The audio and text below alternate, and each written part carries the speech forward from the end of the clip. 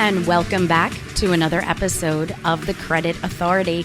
Once again, I am your host, Rhonda Kulch, and I am so glad you joined us. We always want to start our segments by thanking our sponsors. So thank you so much to Equity First. If you are experiencing credit and or financial challenges, feel free to reach out to any one of their trained professionals.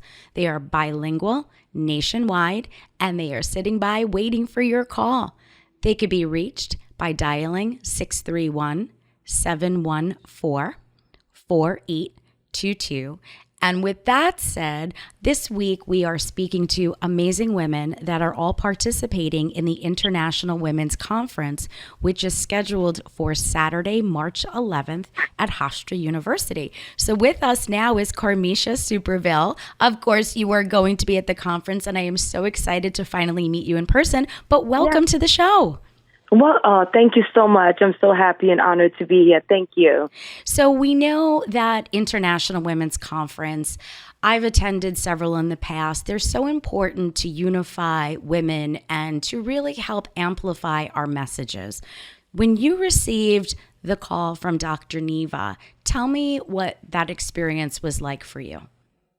You know, Rhonda, I was so elated and more so honored because, you know, Dr. Neva is someone that I look up to. We recently met virtually, actually, during COVID. And I attended one of her virtual events, and it was so impactful. It was so empowering. I was like, oh, my gosh, I have to meet this woman. Who is she? And I wanted to, you know, just develop an organic relationship with her. And she has just been so phenomenal. She really is a champion for women, and I love her. I've actually called her in between just to ask a few little gems as I am growing my business as well. So she really is an incredible person and more so a champion for us all. So I was honored. I'm super excited.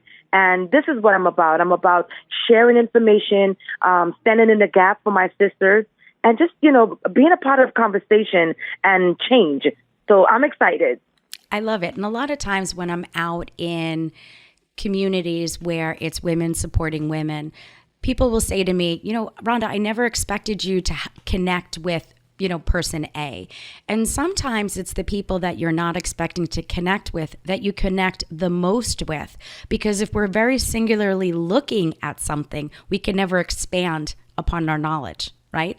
So these conferences are so important because it allows people to go out of their comfort zone and find other women that they can connect with on a different level, right? It's not always about our business. So I was reviewing through your profession, and of course I love it because it's event planning, and there's nothing better than a successful event. But most important, what I loved was the fact that you are a certified minority Black women's owner. Tell me a little bit about why getting that certification was so important for you. Yes, thank you so much. Absolutely. You know, becoming a business owner is an interesting journey. You know, funny, I was at a gala recently with a client, one of my clients, and I don't normally gamble. So I said to the client, I said, I don't gamble, so I'm not going to gamble.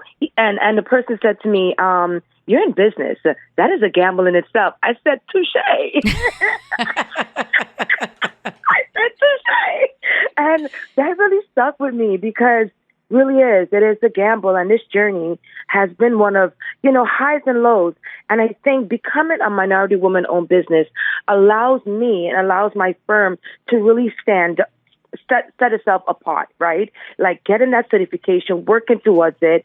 And actually, I was city certified. Now I'm state. And I remember the painstaking application just to become state certified. And I did it during the pandemic. And so to work towards something like that, right? It's a great opportunity. And also, too, it allows my firm and anyone who would like to be minority woman-owned certified, it allows you to open up yourself for more opportunities with the state government, with your municipality, whether city, state, or federal. So I would definitely champion that. I do believe there are some tweaks that the program needs and some things that we need the government and the state legislators need to work out. But all in all, it's a great accomplishment, and it does allow your firm to stand out and to provide you with opportunities to grow. There's a lot of resources that the city provide. I'm in New York City, so I'm always taking part in, the small business solution, classes, workshops, and I really and truly how to grow my business. So when I show up for my clients, I show up in a real way and an equitable way. So I love it. It's something that it's a continual something that you have to work on, certifying and so forth. But I do enjoy it, and I believe it's a badge of honor representing your community in such a way. Getting certified, working within the community, doing things to make a difference. In my day to day, it's planning events and planning impactful events. But I do definitely, I'm a champion of the program. I love it. And, you hit on something which is important, is that when you're handling your client, you're bringing out the best version of you to support them. But with the certification, it's also allowed you to grow as a business leader. So when you bring those two components together, you're a little smarter, right? You're bringing something edgier to the table. I think you're bringing a different angle that some other companies just may not have the advantages of. You could be a fantastic party planner, but if you're not a good business owner, it may fall to the side. I tell it all the time. It's so funny. Someone reached out to me, actually, one of my photographers that I worked with a few years ago. And he said to me, man, I'm so proud of you, seeing how you're working and, and you're certified. He was like, there are so many knuckleheads that think event planners, all they do is party plan.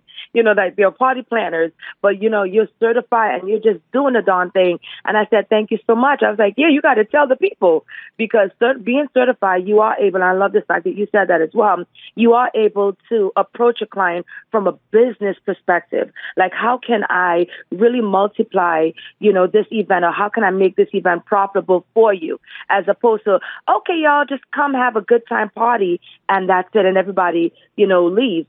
But with us and working with a firm that's more business oriented, we really come in to multiply an organization or to amplify an organization mission from a business perspective. So it's more structured and it's more sustainable. And I'll also say this too, when you do approach your clients from that perspective, you are going to have a client that will remember, like that's a memorable experience. And more than likely, that will carry on to the next client and so forth. So definitely, I think certifications are great, but you also have to work it. Work these programs, get the knowledge, gain the knowledge, and then regurgitate it. And I love your energy. So I want to just go back to the conference for a quick minute. What message do you want to bring to the audience when you are speaking? Oh, man, that's such a beautiful question. The message of inclusivity, I think that needs to be spoken in terms of shared ideas.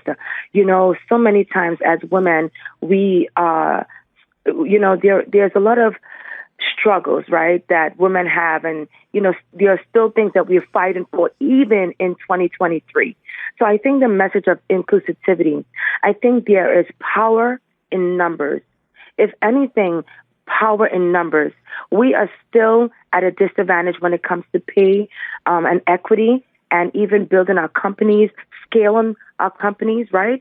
So if we can come together and really band together and support each other, I think that's the message that I want to carry. It's about not coming out for a day, not coming out for a celebration, not feeling empowered. Then you leave and you're like, what next? Okay, let me go back to my little space, my little corner, and, do what I have to do here. No, it's about reaching out to Dr. Neva, reaching out to Karmisha, reaching out to Rhonda, right? And saying, hey, how can I truly collaborate with you? That is inclusivity. And I love that, because I think you're hitting it on the head. And there's so many people that come out for that temporary glorification and feel good moment, but they don't actually know how to do the follow-up. And that's where so many women fall short. So I'm hoping that with this conference, It will be impactful enough that people will make amazing relationships. They will learn how to ask for help, and they will learn how to unite with one another.